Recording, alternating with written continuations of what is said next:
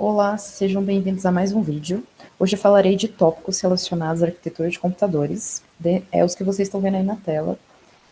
O que é BIOS, como se dá a inicialização de computador, o que é um processador e o que significa ser um processador de 32 bits ou 64 bits, o que é clock de processador, memórias reais ou virtuais, memória cache de 3 níveis, o que é memória RAM, caixa de RAM, memória virtual e DMA, o que é memória secundária, quais tipos existem e como elas funcionam nos computadores modernos, o que são barramentos, PCI, PCI Express e SA, e o que é GPU e onde são utilizadas. Não necessariamente será falado nessas ordens, ok?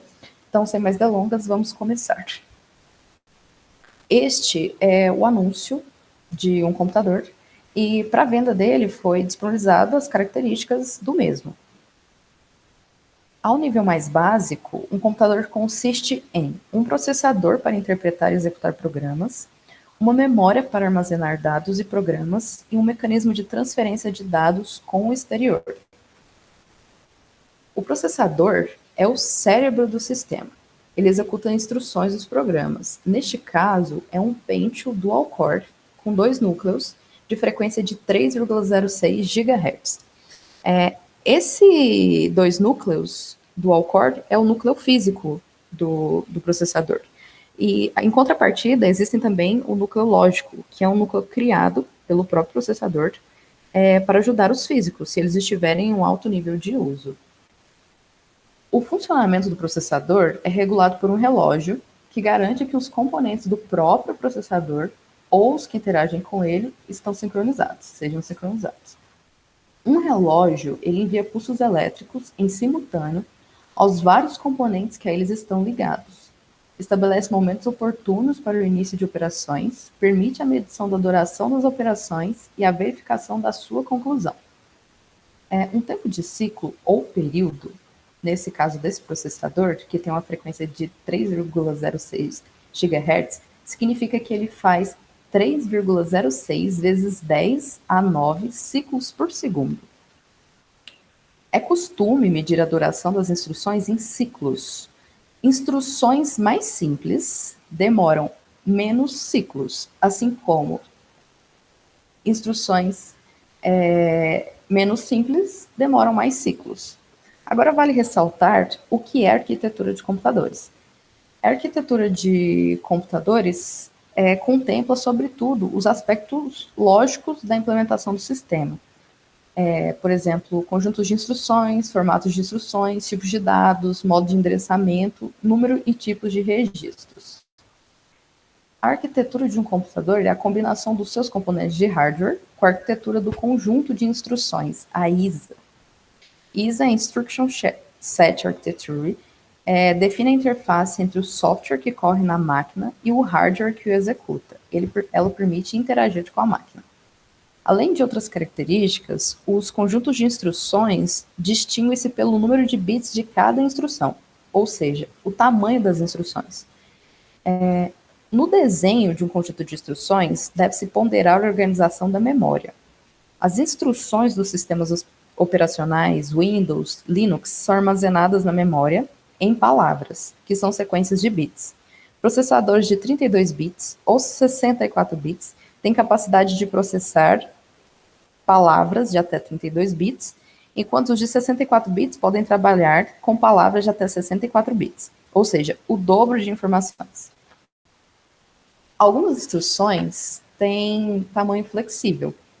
Instruções de dimensão variável é igual a desperdício inevitável, pois as instruções estão sempre alinhadas à palavra, ou seja, 32 bits ou 64 bits. Um exemplo é que se você tiver uma instrução de 24 bits, numa arquitetura de 32 bits, você vai ter um desperdício aí, porque você vai ter que completar os outros bits aí com zeros, né? Já que o armazenamento é orientado à palavra. Agora eu vou falar sobre boot e BIOS. Boot é um termo em inglês utilizado para fazer referência ao processo de inicialização de um computador, o qual acontece no momento em que você pressiona o ligar da máquina até o total carregamento do sistema operacional. Então, ele é o processo de inicialização. Como funciona? O boot do sistema tem basicamente duas funções. A primeira delas é o POST, outro termo da informática, que significa Power On on-self test, trata-se do teste de toda a parte de hardware, ou seja, placas, memórias, HD, drives do computador. Você já deve ter notado que, logo depois de ligar a máquina, um som característico é emitido, um bip. Esse aviso sonoro é o post anunciando que está tudo certo para prosseguir com a inicialização. A segunda tarefa do boot, ou seja, da inicialização, é carregar os arquivos necessários para o carregamento do sistema operacional. Os itens são colocados na memória RAM e a tela inicial característica de cada sistema é exibida. A partir daí, o sistema operacional assume o comando do computador e você pode utilizar o mouse, teclados e outros periféricos para acessar as funcionalidades e aplicativos. Todas essas funções podem ser alcançadas devido a BIOS. Então, o que é a BIOS de um sistema? BIOS é um acrônimo que significa Basic Input Output System, sistema básico de entrada e saída, também conhecido como configuração do sistema. O BIOS é um software incorporado em um pequeno chip de memória na placa-mãe do computador. Esse chip é chamado de CMOS, Complementary Metal Oxide Semiconductor, ou seja, semicondutor de metal óxido complementar. Ele atua como uma interface entre o hardware do computador e o sistema operacional, permitindo que o software controle o hardware. O BIOS, que é esse software, contém instruções que o computador usa para realizar instruções básicas, tais como inicializar a partir de uma rede ou de um disco rígido e a partir de qual unidade inicializar. O BIOS também é usado para identificar e configurar componentes de hardware em um computador.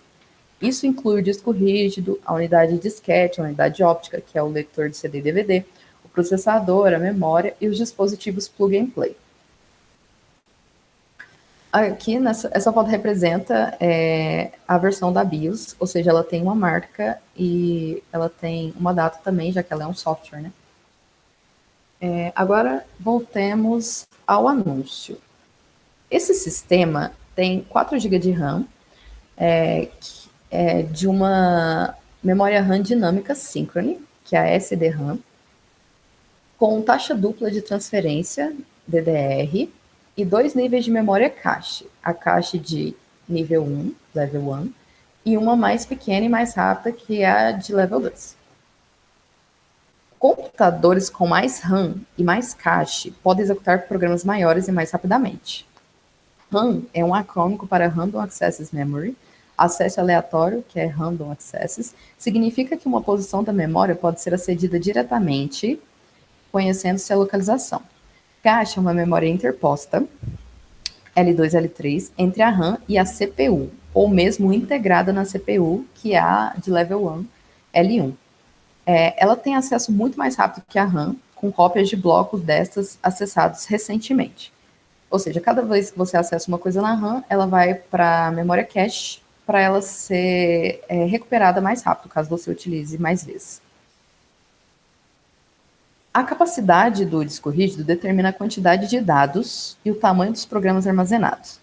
Esse disco pode armazenar 500 GB e 7.200 RPM é a velocidade de rotação. Em geral, quanto mais rápido roda o disco, mais rápido podem ser movimentados dados para a RAM, mas também há outros fatores envolvidos, ok? A hierarquia de memória pode ser vista como uma pirâmide, onde temos os registros, as caixas de level 1, level 2, ou até level 3, a memória principal, o disco rígido, os discos de leitura óptica e as setas magnéticas, caso houver, né? Memória mais rápida é mais cara que memória mais lenta. Para oferecer maior desempenho ao menor custo possível, a memória é organizada hierarquicamente. Elementos de memória mais rápidos e de menor capacidade são mantidos próximos da CPU. Memória mais lenta e de maiores dimensões é acedida através dos barramentos de dados. Os dispositivos de armazenamento persistente, tal como discos e bandas magnéticas, ficam ainda mais distantes da CPU, como visto na hierarquia. Para aceder a um determinado elemento de dados, a CPU começa por fazer um pedido às memórias mais próximas, que são normalmente as suas caixas. Se os dados não se encontrarem nas caixas da CPU, então são solicitados à memória principal, no caso a RAM. Se não se encontrarem na memória RAM, os dados são requisitados ao armazenamento secundário, ou seja, o disco rígido. Poderá ainda ser necessário procurar os dados em armazenamento terciário ou até quaternário. Localizados os dados, esses dados e outros próximos são copiados pela hierarquia acima, e cada nível comporta-se como uma caixa da anterior. A memória RAM também tem a sua caixa e tem a mesma função que as caixas L nível. E você, já ouviu falar de memória virtual? Os arquivos de paginação nada mais são do que um espaço no disco rígido reservado para ajudar a armazenar os dados da memória RAM quando ela está cheia. É uma forma de estender a quantidade de memória para os dados temporários utilizados pelos aplicativos em execução, sem que você precise fazer um upgrade de hardware. Esta é a memória virtual. Agora falaremos sobre DMA, Direct Memory Access.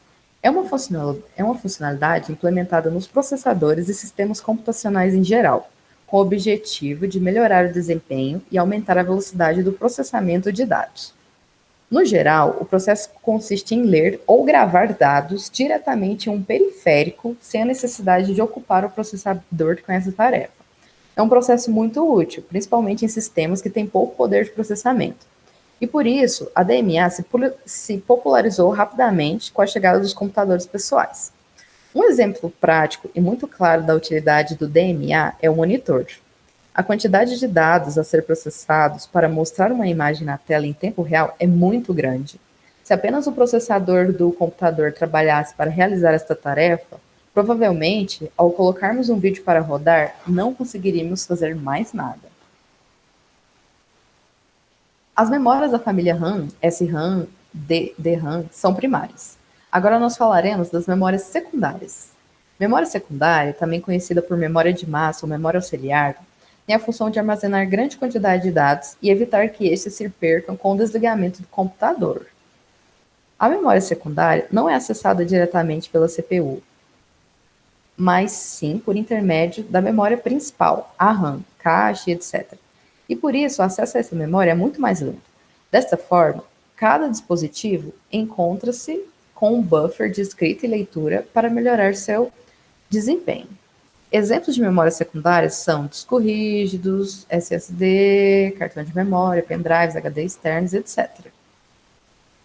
No nosso anúncio, o computador tem uma memória secundária, que é o DVD-ROM. Para armazenar, pode armazenar, né, cerca de 4,7 GB a 8,7 GB, que se constitui um meio ideal para distribuir software comercial. Neste computador, ele tem 16 vezes a velocidade de leitura e escrita. No anúncio ainda,